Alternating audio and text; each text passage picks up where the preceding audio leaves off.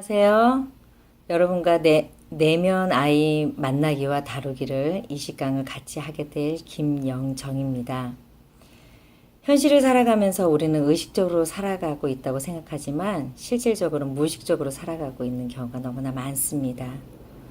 우리는 무의식 속에 있는 내면 아이에 의해 행동할 때가 많이 있습니다. 가끔씩 영성 수련을 가서 삶이 힘들어서 오는 이들을 사연을 들을 때면 내면 아이가 어른인 우리의 삶을 조정하고 있는 경우가 너무나 많습니다. 그래서 지금 다양한 내면의 어린아이를 내면 아이가 어떻게 우리의 삶을 작용하고 있는지 알아보도록 하겠습니다. 그리고 그 아이를 어떻게 위로하고 격려하며 현실을 조화롭게 살아가야 되는지에 대해서 알아보도록 하겠습니다. 내면 아이의 종류, 그 중에서 가장 첫 번째에 두려운 아이에 대해서 한번 알아보도록 하겠습니다. 내면 작업을 하다 보면 가장 많이 우리들 마음속에 있는 경우가 두려운 아이가 많습니다. 이 두려운 아이는 현실에서 난 아무것도 할 수 없어 하면서 자꾸 뒤로 빼면서 무엇인가를 도전하는 것을 무서워하고 있습니다. 그리고 이 아이는 늘 뒤에서 중심 안으로 들어오지 못하고 주변에 있는 경우가 많이 있습니다. 어려서부터 부모로부터 전폭적인 지지나 격려를 경험하지 못하고 어렸을 때 자신의 행동에 심한 핀잔을 들었거나 처벌을 당했을 경우가 종종 있습니다. 그런데 성인이 되어서도 현재의 상황을 어렸을 때의 상황으로 재현하고 있다는 경우가 많습니다. 그 경험을 스스로 풀고 나온다는 것은 생각보다 쉬운 일은 아닙니다. 그 아이는 그 무서움과 두려움에 갇혀서 세상을 바라보고 있습니다. 제가 상담했던 어떤 피곤의 사례를 한번 들어보도록 하겠습니다. 피곤은 어려서 시골에서 자랐습니다. 그 청년이 어렸을 때는 말이 없는 조용한 성격이었지만 장난기는 보통이 아닌 개구장이었다고 합니다. 시골에 TV가 한 대밖에 없던 그런 시절이었습니다.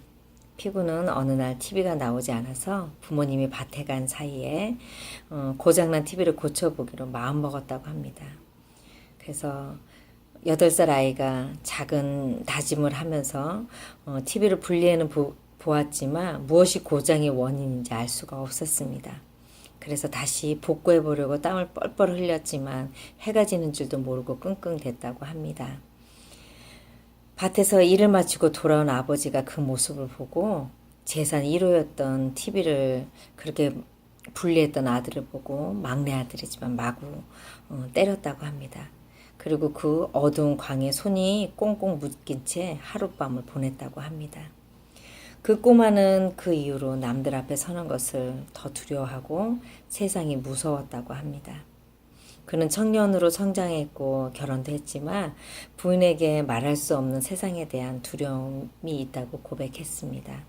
직장 상사가 정해진 것을 해오라고 하는 것은 그렇게 잘했다고 합니다. 그런데 새로운 프로그램을 개발하라는 프로젝트가 맡겨지면 아무 생각을 할 수 없고 몸이 굳어져 갔다고 합니다. 그리고 예고 없이 어떤 일이 맡겨지면 그 스트레스를 집에 와서 아내와 아이들에게 모두 다 풀었다고 합니다. 상사가 며칠까지 해오라는 기한이 다가오면 아무런 머리에는 생각을 할 수가 없고 가슴이 두근두근 되는 신체화 증상까지 동반했다고 합니다. 그래서 회사를 그만두어야지 하는지 심각하게 고민하는데 어린 시절 이 장면이 갑자기 떠올랐다고 상담 중에 고백했습니다. 이런 경우는 재난이나 천재지변은 아니지만 어린아이가 감당하기 힘든 트라우마의 수준입니다. 그래서 스스로 그 두려움을 극복한다는 것은 생각보다 쉬운 일은 아닙니다. 피구는 지속적인 상담과 심리치료를 필요로 합니다. 그래서 피구는 자신이 이상하다는 것을 깨닫고 상담과 자신을 향한 공부를 꾸준히 하고 있습니다. 그리고 밧줄로 혼자 묶였던 광에서 스스로 풀고 나올 수 있도록 노력하고 있습니다.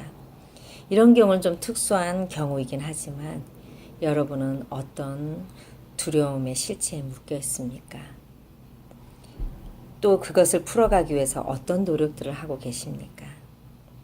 이런 두려움을 알아차리고 이젠 그 두려움에 떨고 있는 아이를 어른이 된 내가 스스로 알아주고 위로하고 격려해 갔으면 좋겠습니다.